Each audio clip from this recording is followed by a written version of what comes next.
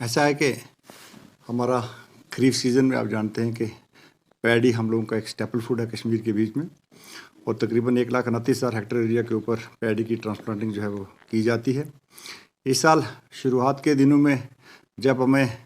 Seedling तैयार करने के लिए नर्सरी तैयार करनी थी और नर्सरी के बीच में हम लोगों ने सीड की सोइंग की थी,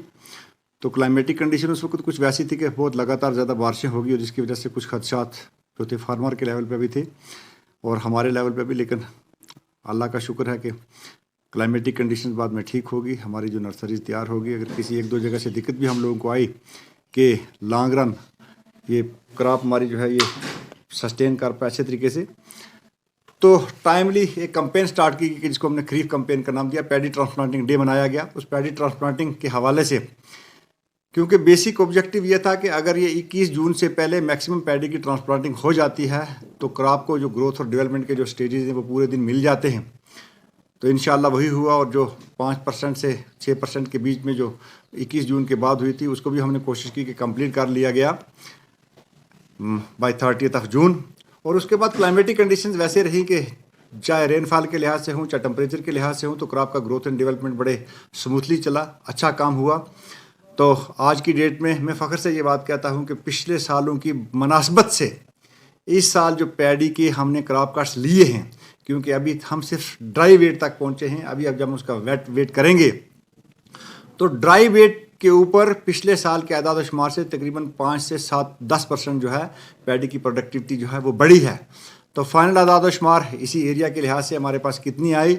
इसके आदाद शुमार जो हैं जब हमारा ड्राई वेट हो जाएगा फिर उसका टेस्ट वेट लिया जाएगा, नंबर ऑफ़ ग्रेन्स कितने आए, बाकी जितने भी लवाजमात करने थे किए। लेकिन अल्लाह का शुक्र कि पैडी की क्रॉप बहुत बढ़िया थी और टाइमली बारिश होगी कि जब हमारी क्रॉप की इस वक्त मोर देन 97 to 98% हार्वेस्टिंग हो गई है। किसी जगह इक्का दुक्का जहाँ जो बारिश हुई थी उसकी वजह से हार्वेस्टिंग नहीं हुई,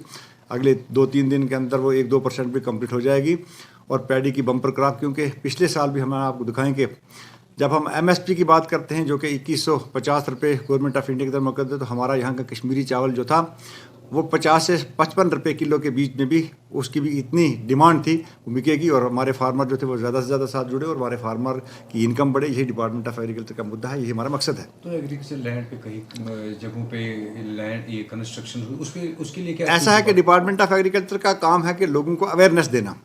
वो हम लोगों को अवेयरनेस देते रहते हैं वक्तन फ़वक्तन, लेकिन जो ज़मीन का डोमेन है, जो ज़मीन की कस्टोडी है वो रेवेन्यू डिपार्टमेंट के पास है। तो हम कोशिश करते रहते हैं कि डिविजनल एडमिनिस्ट्रेशन या डिस्ट्रिक्ट एडमिनिस्ट्रेशन जितनी भी हैं कि उनके साथ मिलके अवेयरनेस प्रोग्राम करते हैं कि जितनी ज़्यादा से ज़्यादा एग्रीकल्चर लैंड को हम सेव कर सकें वो हम लोगों को बचानी है। क्योंकि फ्यूचर ऑफ हमारी जनरेशन जो है बच्चे और बच्चियाँ हैं उनका जो फ्यूचर है वो एग्रीकल्चर के ऊपर डिपेंड करता है। और एग्रीकल्चर पर जब वो चीज़ें डिपेंड करती हैं तो सारे का सारा निर्भर है कि जब ज़मीन होगी तो वर्टिकल एक्सपेंशन में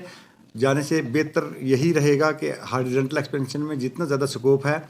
क्योंकि वेजिटेबल को तो हम वर्टिकल एक्सपेंशन में ग्रो कर सकते हैं, पल्सेस को ग्रो कर सकते हैं, दूसरी क्रॉप को ग्रो कर सकते हैं, लेकिन पैडी एक वैसी क्रॉप है कि जहाँ जो स्टेपल फूड हो वहाँ हॉरिजॉन्टल एक्सपेंशन में एरिया का बचना जो है हमारे लिए बहुत ज़रूरी है।